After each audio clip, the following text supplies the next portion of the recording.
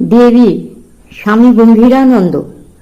অধ্যাপক গোকুলদাস দে তখন বিয়ে পড়িতে পড়িতে অসুস্থ হইয়া কিছুদিন পড়া ছাড়িয়া বাড়িতে আছেন।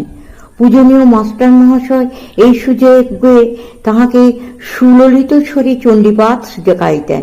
গোকুলবাবু ইহা বেশ আয়ত্ত করিয়াছিলেন। এক সকালে বাগবাজারে গঙ্গা তীরে বেড়াইতে আসিয়া তিনি দেখিলেন সীমা ঘাটে সর্বনিম্ন সোপানে জপে বসিয়া আছেন। গোকুলবাবু কিছু দূরে দাঁড়াইয়াছিলেন।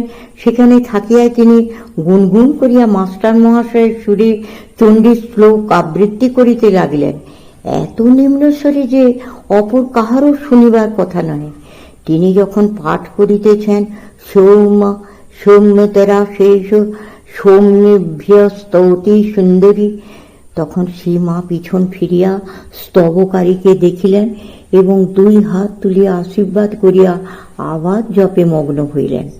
আরেক দিনের কথা স্মরণ করিয়া অধ্যাপক লিখিতেছেন, যে কয় বৎসর তাহার মায়ের দর্শন লাভ করিয়াছিলাম তাহার মধ্যে আমার বাটি কোথা, আমি কি কর্ম করি, আমরা কয় সহোদর বা পিতার নাম কি ইত্যাদি প্রশ্ন কখনো জিজ্ঞাসা করেন নাই।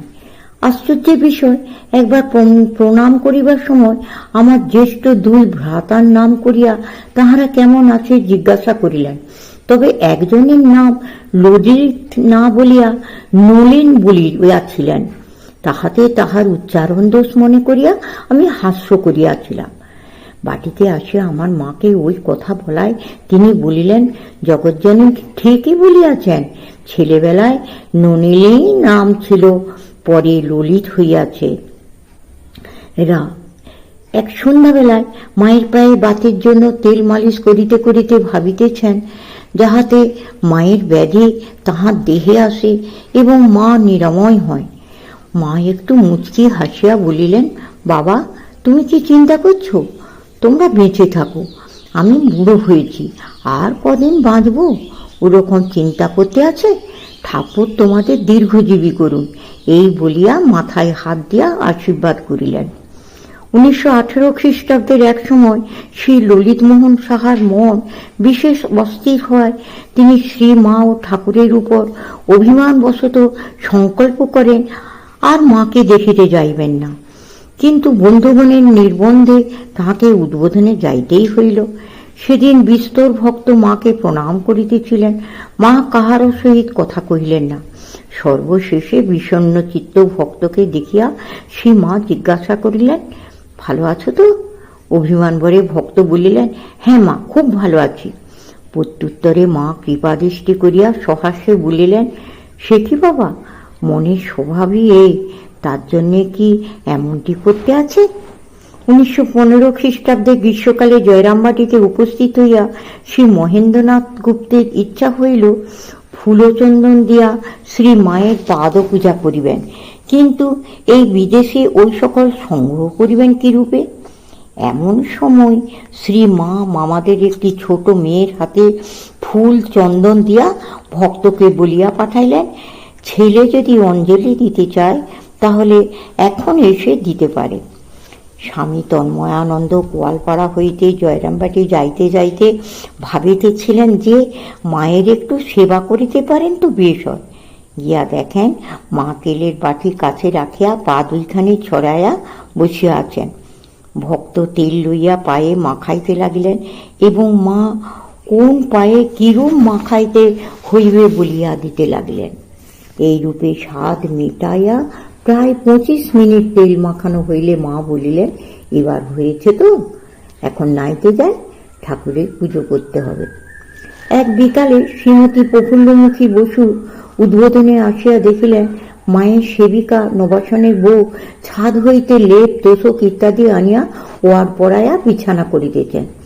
দেখিয়া তিনি ভাবিতেছেন, যদি এই কাজটি করতে পেত। নবাসনে বউ চলিয়া যাইতে মা ঘরে আসিয়া বিছানার দিকে চাহিয়া বলিলেন, দেখেছ মা, সব ভুল করে রেখেছে, ওয়ারগুলো ওলট পালট করে ফেলেছে। তুমি মা ওয়ারগুলো বদলে ঠিক করে পরিয়ে বিছানা করে দাও তো। প্রফুল্লমুখীর বাসনা পূর্ণ হইল। স্বামী মহাদেবানন্দ মায়ের আদেশে শ্রাবণ মাসে একদিন হল্লিপুকুর গ্রামে কেরোসিন, আটা ইত্যাদি প্রায় 1 মণ মাল কিনে আনিতে গিয়াছিলেন। মা কুলির কথা বলেন নাই, তাই নিজের মাথায় মাল বহিয়া চলিয়াছেন।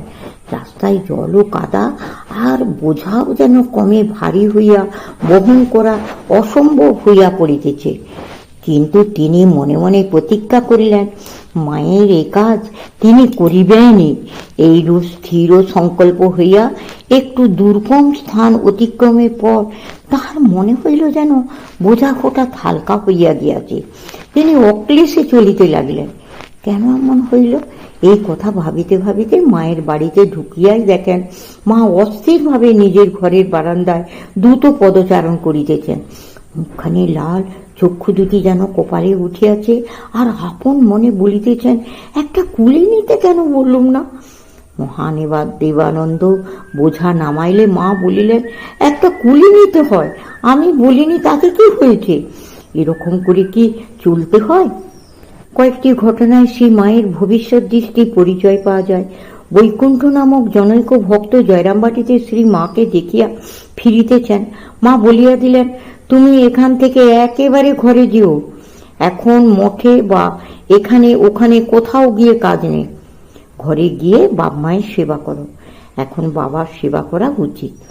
বৈকুণ্ঠ যাইবার সময় পিতাকে সুস্থ দেখিয়া গিয়াছিলেন, কিন্তু বাড়ি আসিয়া দেখেন তিনি রোগশয্যায় শায়িত।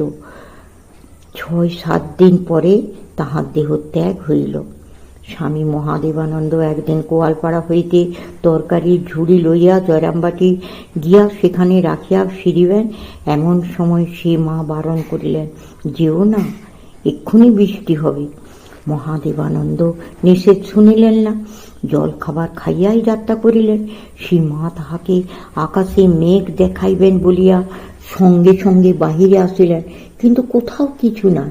মহাদেবানন্দ প্রণাম করিয়া হাসিতে হাসিতে বিদায় লইলেন। এদিকে আমোদর পার হইয়া দেশরার মাঠে একটু অগ্রসর হইতেই প্রবল বৃষ্টি আরম্ভ হইল। তিনি দৌড়িতে দৌড়িতে দেশরার এক ডোমের বাড়িতে আশ্রয় লইলেন। কাপড় চোপড় একেবারে ভিজিয়া গেল। ক্রমশ